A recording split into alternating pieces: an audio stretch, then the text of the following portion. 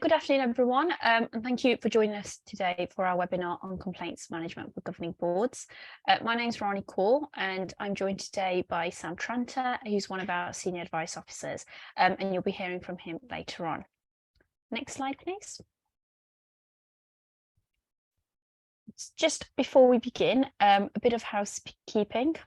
So unlike many of our other events, our webinars are not interactive and are instead delivered more as lectures. You will be muted, but if you have any questions about what we cover today, please submit them using the chat function, and we'll get back to you as soon as we can after the webinar. We will, of course, be sending out the slides, and a recording of the webinar will also be available on our website shortly. Alongside this webinar on our website, you'll also find plenty of other helpful sessions, so please do take a look at them as well. Next slide, please.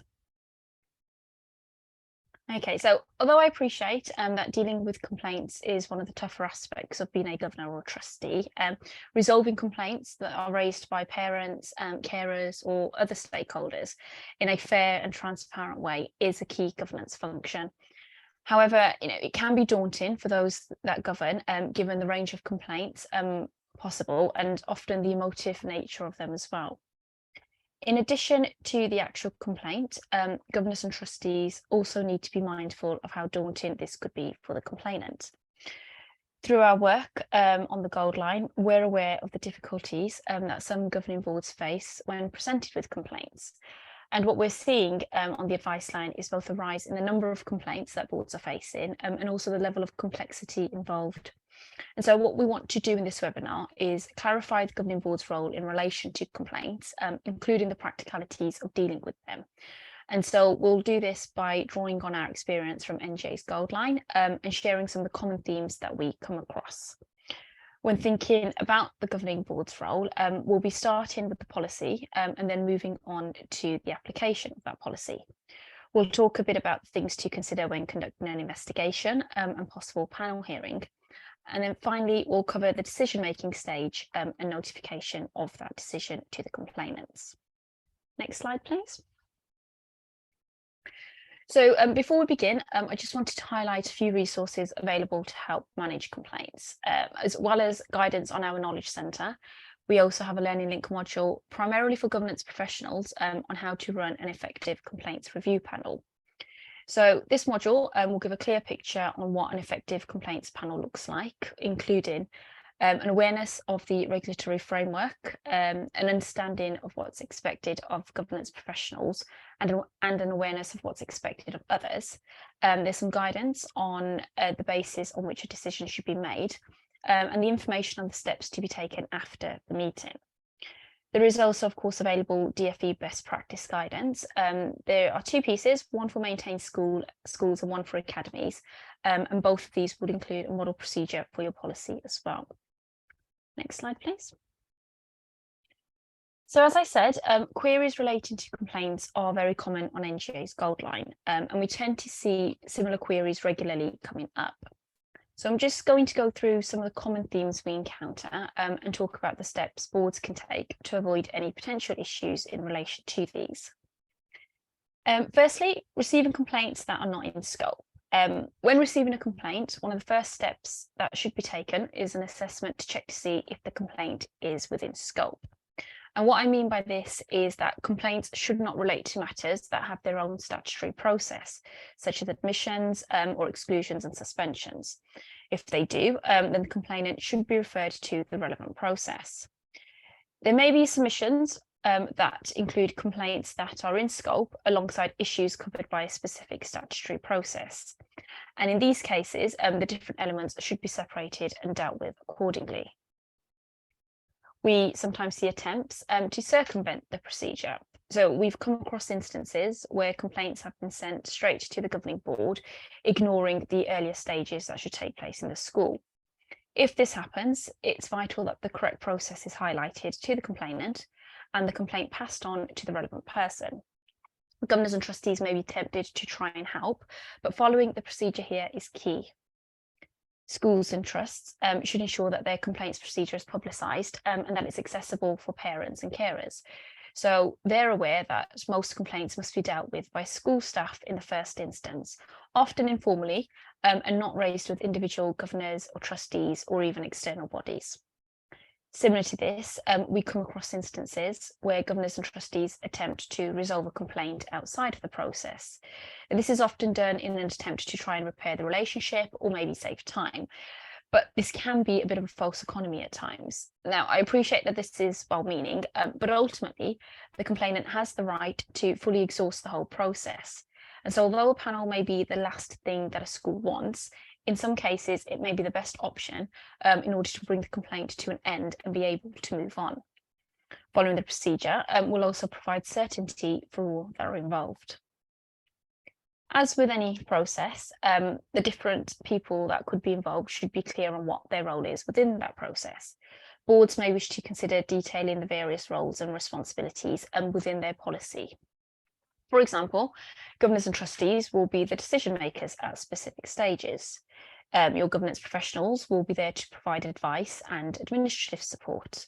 They could also be the person that formally acknowledges complaints that have been escalated to board level, be the person convening the panel, and be that point of contact for all the parties involved. Following the decision, it's the governance professional that will be invaluable in helping draft the letter and communicating the decision to the complainants and everyone else. During the panel, governors and trustees should be aware that they can rely on their governance professional to provide advice on matters that may arise. Everyone being clear on their role and responsibilities will not only help manage the workload, but it will also go some way in ensuring that the complaint can be resolved in a timely manner. Arranging a suitable date for the panel, we appreciate that this can sometimes be difficult. The very nature of a complaints panel is that you will have multiple people involved. And so as a minimum, you're looking to invite your governors or your trustees, members of staff from the school, the governance professional, and of course the complainant themselves. And it can be difficult to try and find a date that suits everyone. So we would advise that, whilst every effort is made to find a date convenient for all, if this isn't possible, the DfE best practice guidance does state that where it's not been possible to accommodate complainants with dates, or they refuse or are unable to attend, then it is possible to convene meetings in their absence and reach a conclusion in the interests of drawing the complaint to a close. And obviously, this should only be done as a last resort, as it is really important that the complainant is given the opportunity to attend. It's vital that the investigation is fair and balanced, and Sam will go into this in more detail later on. And he'll also be talking about communicating the decision to the complainant. Next slide, please. So the governing board's role can be broken down into two key areas. Firstly, by ensuring that there is a robust procedure in place and that it is followed. And secondly, maintaining effective oversight of complaints management. Next slide, please. But before we get into the specifics of the board's role, I just wanted to spend a bit of time talking about the impact that the culture can have on complaints management and the importance of getting that culture right within your school or trust. So, it would be wrong for me to sit here and say that there are steps that a school or trust can take to ensure that they never receive a complaint. However, there are steps that can be taken to help minimise the likelihood of formal complaints being raised in the first place. So I'll start off by highlighting the importance of practicing your vision and values. Now, every school or trust I have come across has in some way included in their vision and values a commitment to approach their role and responsibilities in a fair, approachable or inclusive way. And practicing this approach will be helpful not only from the perspective of dealing with low-level concerns informally, but also dealing with any formal complaints in an efficient but nonetheless robust manner. The starting point should be for all parties to commit to working together towards a resolution in the spirit of cooperation and reasonable compromise. Stakeholder engagement is something that NJ feels very passionate about. And on the Gold Line, we come across complaints where the beginnings can be traced back to poor communication or lack of consultation prior to a change taking place. If parents are involved in a decision, there is likely to be more buy-in and therefore a reduced chance of subsequent pushback or complaints. Avoiding a culture of blame amongst the staff team can help encourage staff to acknowledge mistakes early on and reduce the likelihood of formal complaints. Resolution should always be a key priority. However, we hear from governance professionals and chairs who tell us that the complaint or the resolution being sought is not clear. In this case, the school should simply go back to the complainant and seek clarification on maybe the key elements of the complaint or what resolution they're actually seeking. Being clear on the resolution will also help manage the expectations of the complainant. And so if complainants are asking for a resolution that will simply not be possible, even if the complaint was to be upheld, then this should be communicated to them early on in the process. Thankfully, for most schools and trusts, complaints are rare, but this can also mean that there's then a lack of experience to draw upon. And so managing complaints can become quite challenging. Suitable training is therefore essential and should be tailored to the individual's role. For example, staff will require training focused on communication and conflict resolution skills so that they can engage with the complainant with a view to resolve complaints at an early stage. Staff also need to be familiar with the complaints policy and know who in the school they can go to for support if they need it. Whereas the training for the governors and trustees will be focused more on complaints management and decision making. And likewise, the training for the governance professional will also differ and will maybe be focused on the legal, procedural and administrative aspects of managing complaints. Finally, although it's easier said than done, complaints should be viewed as a learning opportunity. A complaint can highlight issues in policies, procedures or practices. I have come across various policies that are legally compliant and on paper look really good, but when they're applied in practice, they just don't work as well as envisaged. And so schools should welcome this as an opportunity to rectify this. It's also important that if a stakeholder is dissatisfied with something, that there is a mechanism there for them to be able to raise this. Next slide, please. So as I said, one of the governing board's key role is to ensure that the school or trust has a robust procedure in place. The procedure is what should be happening at the various stages, and it is the procedure that will be embedded in a clear and comprehensive policy. Now, the term policy and procedure are often used interchangeably, but ultimately what's important is that the stakeholders have a clear process in which to raise complaints. So I'll now hand over to Sam, who will talk you through some of the practical aspects of managing complaints. Thanks, Rani. Good afternoon, everyone.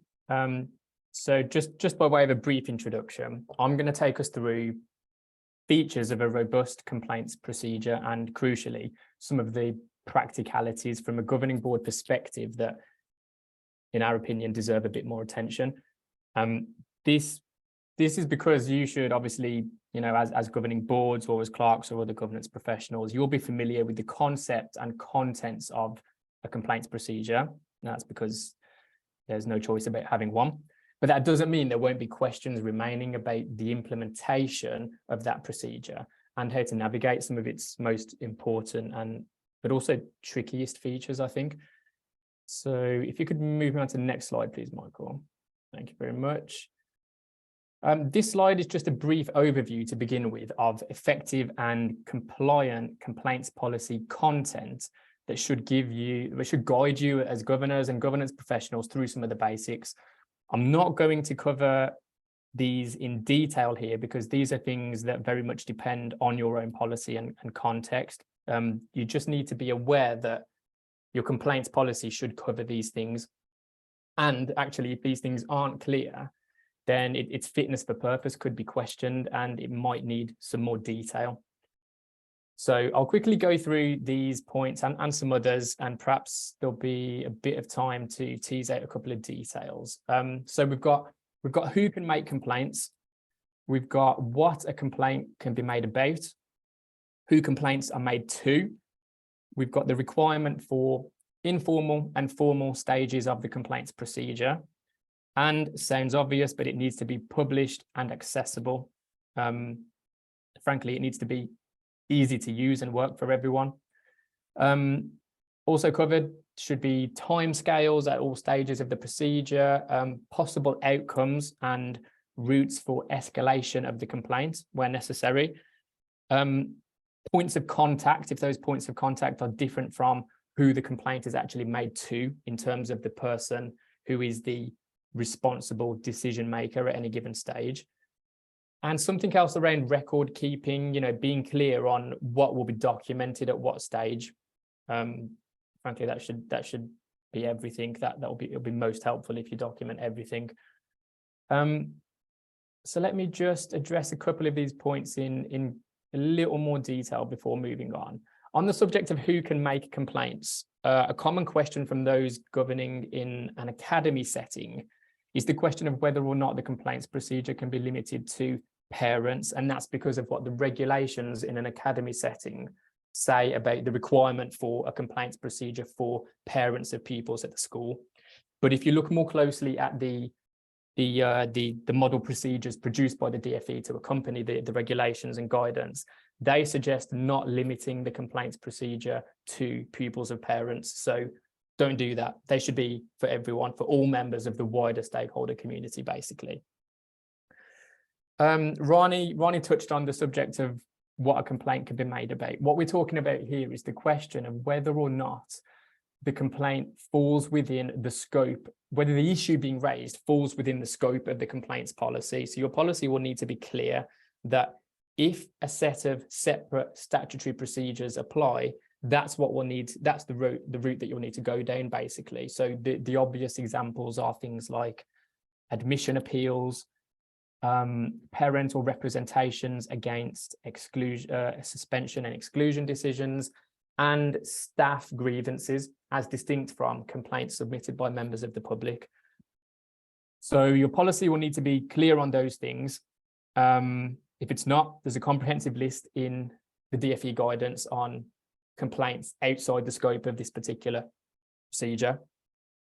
By who complaints are made to, we mean who is formally responsible at each stage of the procedure.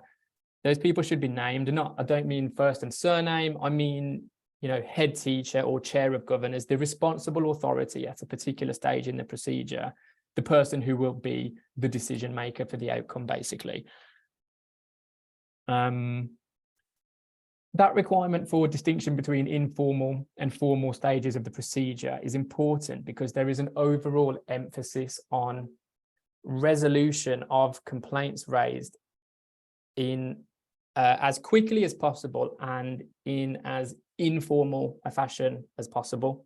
And there's an important learning point here, and that's it, that you should acknowledge and be aware, or at least your policy should acknowledge and be aware of the fact that there's no requirement for informal complaints to be made in writing. So the policy needs to show that you're ready to have a conversation at the early informal stage, and who the points of contact for that might be. For example, the relevant class teacher or the head of year or whatever. Get those people named and be clear about the school's willingness to have a conversation to resolve issues as informally and as quickly as possible. And yeah, finally, that requirement for being published and accessible, get it on the website, make sure it's not buried away somewhere inaccessible, make it obvious, make sure its existence and contents are clearly communicated to the school's stakeholder community so that they're aware of it and how to make a complaint. It will make everyone's life easier if everyone wanting to make a complaint or anyone brought into the complaints process is clear on exactly what it should look like from the outset. Yeah, so all of these things are important because even an alleged breach of this process could itself be the reason for a complaint being escalated to governing board level, which is what we're going to talk some more about. So you've got to get your policy right and you need it to be helpful for everyone. The next slide, please. Thank you very much. So here's what we're going to cover in more detail. We're going to take a look at investigations, the decision-making process, effective panel hearings, and the question of how decisions are formulated and notified. In other words, the practicalities of steps not covered in any great detail by the DfE guidance or the model procedures, and perhaps your own policy might not have this level of detail either. For example, you'll see in the DfE guidance and the model procedures, the need for an investigation at the first formal stage of the complaints procedure, but there's no detail on what this might look like in practice. So that's a very good reason to get stuck into it here in more detail. And that'll be on the next slide, please. So we're taking a closer look at investigations because this is the first stage at which those governing might be involved, namely the first formal stage of the complaints procedure, requiring an investigation and a decision made as to the complaint being raised.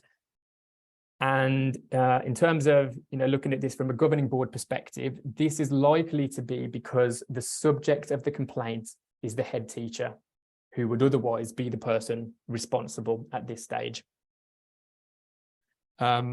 Instead, if the complaint is about the head teacher, your policy is likely to say that the chair of governors or another suitably qualified or experienced governor will be the person responsible at this stage of the procedure for carrying out this stage, which is investigation and arriving at a decision. And to take a closer look at that, the process of investigating, I thought a simple, a straightforward but effective way of breaking this down would be to look at the simple questions of what, who, and how. We'll start with the obvious question. What is basically, the answer to the question of what is the subject of the complaint and therefore the subject of the investigation. So you'll need to use the written acknowledgement of the complaint at this stage to clarify the nature of the complaint in order to inform your view of the purpose served by the investigation and the facts that you'll likely need to uncover to arrive at an informed decision in relation to the issue raised by the complainant. The question of who can be a tricky one. Schools, well, it's either going to be the individual responding on behalf of the school or trust, so the chair or another governor, like we just mentioned, or it could be delegated. And often boards are not clear on the option for delegation here, but the responsible decision maker in this context does not necessarily need to carry out the investigation themselves. This is something we often advise on, and schools often commission the services of an independent investigator because they deem this to be a more robust and impartial way of managing the process. It can help avoid perceptions of bias on the part of the person making the complaint. And not to mention, it's an effective way of addressing the workload question for those governing when it comes to the need to carry out an investigation. But you might not have the availability to do it yourself. And there'll be people out there well-versed in how to carry out an investigation effectively. But I mean, we will go over that here as well. The question of how begins with establishing clear terms of reference for the investigation that needs to be carried out. That starts with scope being basically what are you setting out to discover, essentially the parameters of the investigation in terms of facts that need to be discovered as distinct from things that are likely to be irrelevant to this question. You'll need to be clear on timescale from the outset, and that means putting a time frame on completing this process as quickly and efficiently and as possible, ideally. And finally, it will involve deciding on an approach to the use of a formal investigation report or otherwise, because they're not necessarily required. But if you do use one, there will be questions around the form it will take, and there's likely to be questions about whether or not it will be issued to the complainant. We've heard multiple instances of the complainant requesting access to the investigation report, and that's fine. There's nothing to stop you sharing it with them. It's good in the interest of transparency, but just be clear on the outset. If a formal investigation report is going to be produced, the form it will take, how it will be shared. And we would advise, even if you don't use a formal investigation report, because it's not necessarily required, we would still say written feedback it should be used over verbal feedback, because it's simply more robust. You've got a more you've got an accurate record, and it will help you to have that, you know, permanent point of reference for the decision-making process that follows.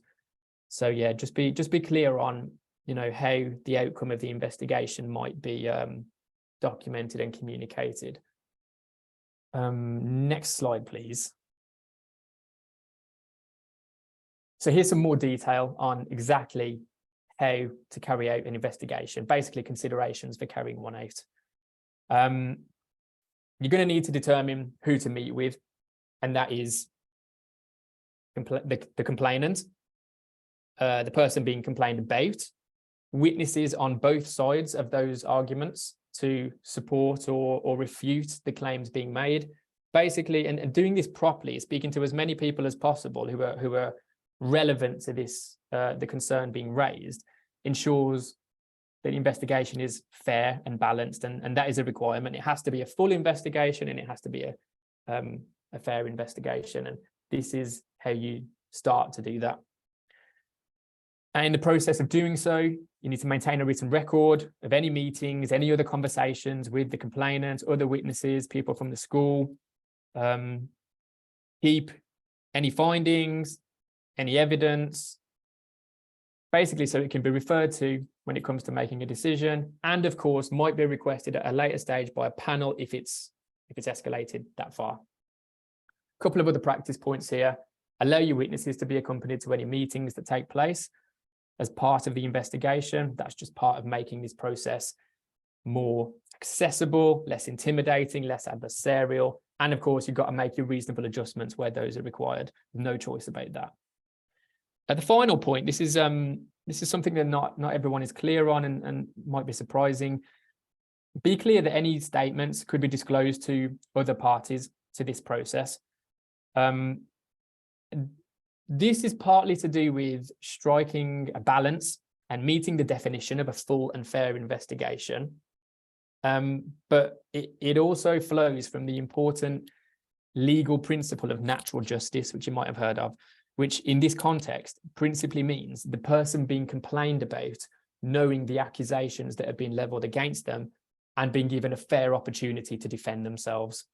So yeah, there's going to need to be transparency around who has said what, because then both sides can make a comprehensive and relevant case. Next slide, please. So moving on to the decision-making following an investigation.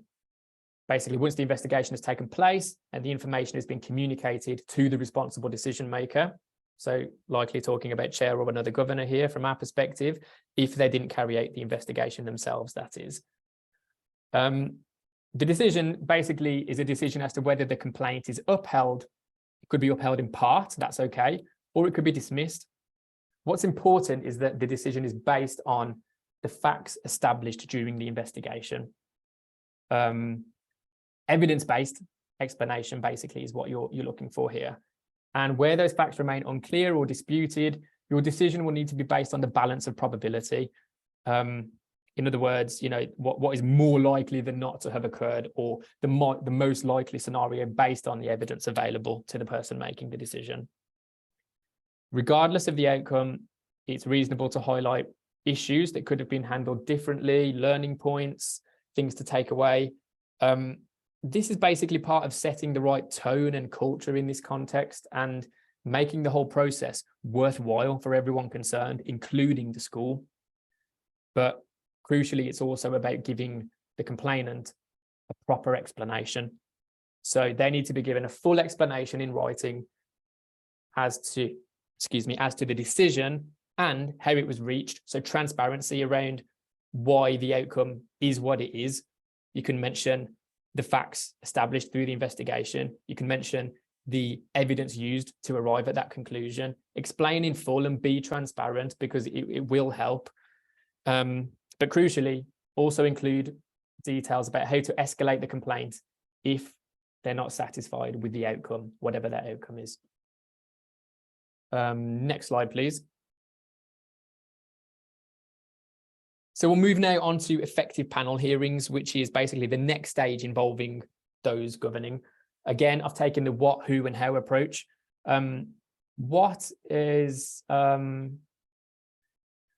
again, the opportunity is here to request further information from the complainant to clarify why they're dissatisfied with the previous response, why it's been escalated to this stage of the procedure, and the outcome that they're seeking. This is probably one of the most important lessons I've learned advising people on school complaints procedures. Do not be afraid to write back to the person raising the complaint, and if you need to, ask them to clarify the nature of the complaint, exactly what it is they've got an issue with, and what resolution might look like, so that you've got something to work towards. You know, you're setting the scene, you're giving yourself a framework within which to work, and you're taking some of the ambiguity out of it. If the first complaint wasn't clear enough to you, it's perfectly okay to ask, get it clarified.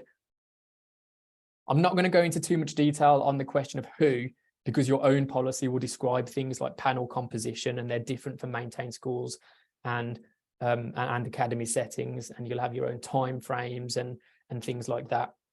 But I will cover a couple of specific scenarios. Firstly, we have the possibility of a fully independent panel. If the complainant has a perception of bias in the proceedings in terms of how the panel is proposed, they can ask for a completely independent panel that doesn't involve its typical composition of those governing at the school in question. It'll be up to you to decide, based on the evidence they give you, whether you think, you know, that the independent panel option needs to be granted. But just bear in mind that the DfE generally considers governors or trustees with no prior knowledge of the issue to be suitably impartial, but that option for a fully independent panel is there. Another kind of who question, consider who might chair the meeting. It's often overlooked, but their role is important for conducting the meeting in the correct procedural manner and mediating between parties to maintain the correct dynamic for the meeting. So don't overlook the question of who might chair the panel meeting, and decide that early if you can. I think the question of who also crosses over into the attendance of those people at the meeting itself. So I want to cover a couple of issues here that we often get questions about. Remote access is a possibility in this context. So you can have virtual meetings to serve this purpose for satisfying your complaints procedure, providing it doesn't compromise on those fundamental principles of fairness and transparency and doesn't contradict anything in your policy. It's likely at this stage that your policy is still completely silent on the use of remote access. So perhaps write something into the policy to be clear on the potential use of it, because that is indeed an option here and something you might want to use. Ronnie also touched earlier on the possibility of proceeding with meetings, with panel hearings in the absence of the complainant. That absolutely is a possibility. With, you know, in certain circumstances, they can opt out of attending and ask for the complaint to be heard in their absence. Or you could have, we hear this as well, you could have difficulty getting hold of them, or you've made repeated attempts to organise a date and time that's convenient to them and they refuse it. So yes, you can. By the way, I think the DfE model procedure says 3 attempts is deemed reasonable. So keep that in mind. But yeah, if a meeting is convened in the absence of the complainant, the panel should proceed only on the basis of written submissions from both parties. That's basically to ensure fairness in how the decision is arrived at. So yeah, you've got that option, but there is a caveat there. The how question here is basically the procedure for the meeting. Now, in simple terms, the hearing provides the panel with the opportunity to look at the evidence, establish the facts, and hear from relevant parties through the model procedure that I've outlined on the next slide, please. Now, I'm really sorry if this sounds like teaching a grandmother how to suck eggs, because it is basic. But again, this is not the level of detail that you'll find in DfE guidance or the model procedures. So it's worth keeping in mind. What you'll see, and this does go over into the next slide, so bear with me. What you'll see is essentially a turn-taking exercise. After the complainant and the school's representative arrive and enter the room together, and the chair introduces everyone and outlines the process, this turn-taking exercise follows.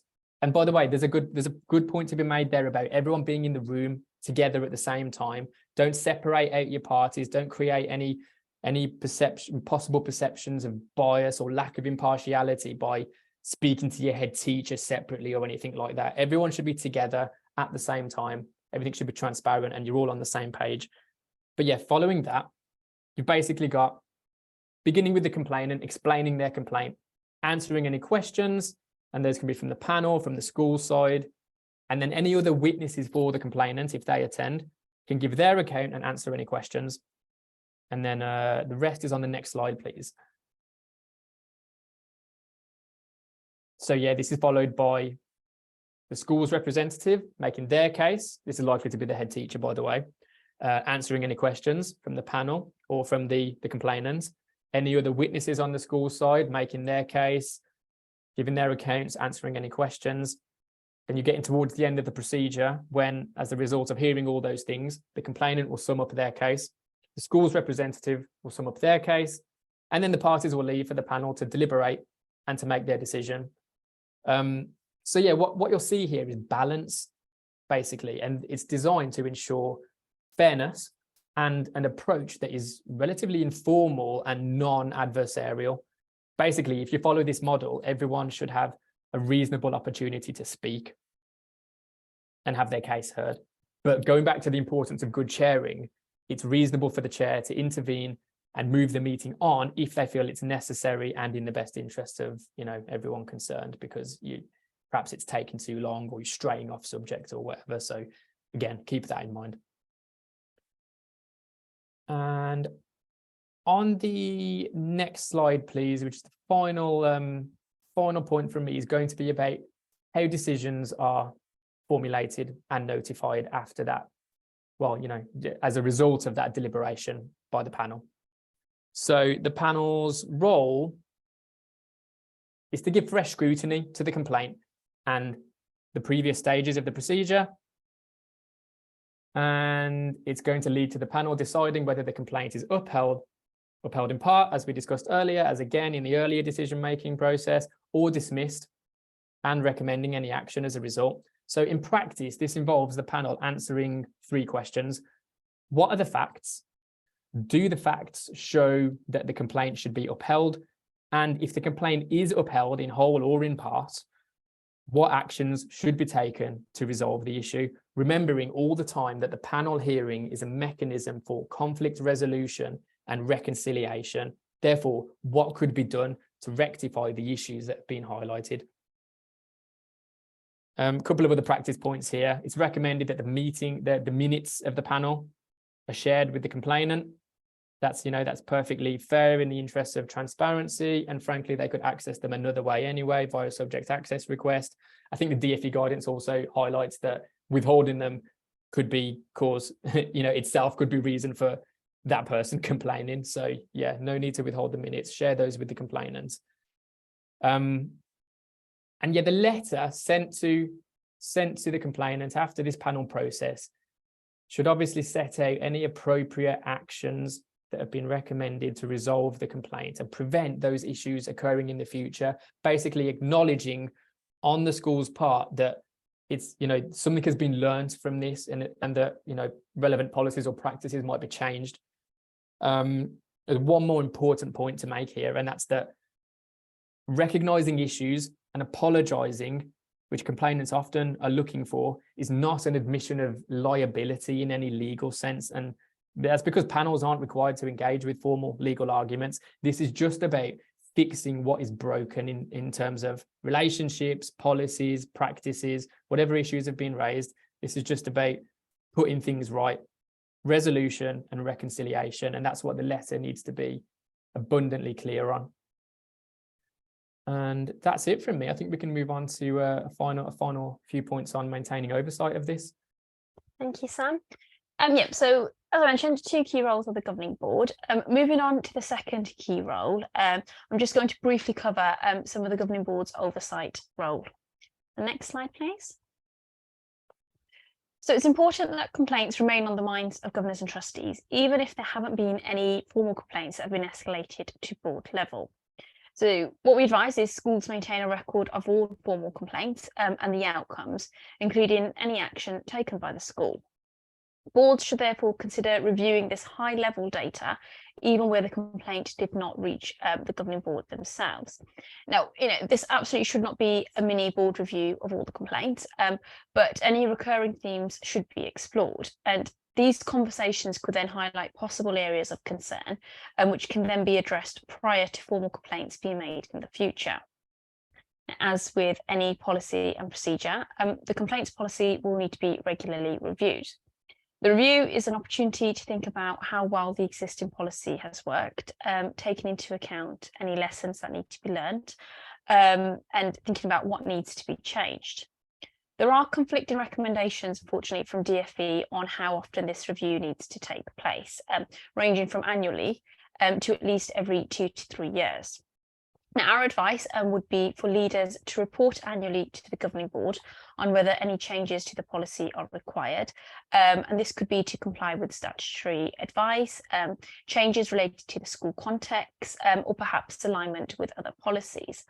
And this quick annual review will also flag up any issues that the school may have experienced in applying the policy. So a complaints policy, when originally approved, could have appeared perfectly comprehensive, robust and practical. But when it's come to then using the policy, certain issues could have been highlighted. For example, the timescale stated in the policy may have been unachievable. There may have been gaps in the procedure of actually managing the complaint, and these may have been uncovered as well. So if any possible improvements are identified, the board can then implement them. In addition to the annual feedback from the senior leader, we would recommend that every 2 years, the governing board conduct a more thorough evaluation of the policy. And this is to establish its effectiveness and how it could possibly be improved.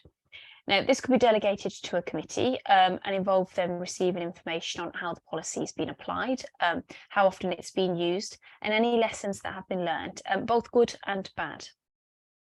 Next slide, please. So before we finish, I just wanted to quickly highlight our gold membership for those of you who currently aren't gold members. One of the benefits is obviously access to the gold line. Thankfully, as I said, complaints being escalated to governing board level are rare, but when it does happen, the gold line team will be there to support panel members and governance professionals to help you navigate your way through your own complaints policy, and will provide pragmatic solutions to any issues that may arise. Next slide, please. A quick reminder of the events that we have coming up. Most of our events are virtual, although our summer conference in July and our MAC conference in September are both in-person events, and bookings are now open for both. Next slide, please. So just a final plea for those who have not already done so, please do complete our annual governance survey. It closes on Tuesday and it's open to NGA and non-NGA members. It takes about approximately 30 minutes, but we really use that data throughout the year to inform our work and everything that we do. So yeah, if you are able to, please do complete it. Next slide, please. So all that is left to say is to thank you once again for joining us, and also say a big thank you for all you do for the children in your schools. So yeah, thank you very much and goodbye. Thanks, everyone.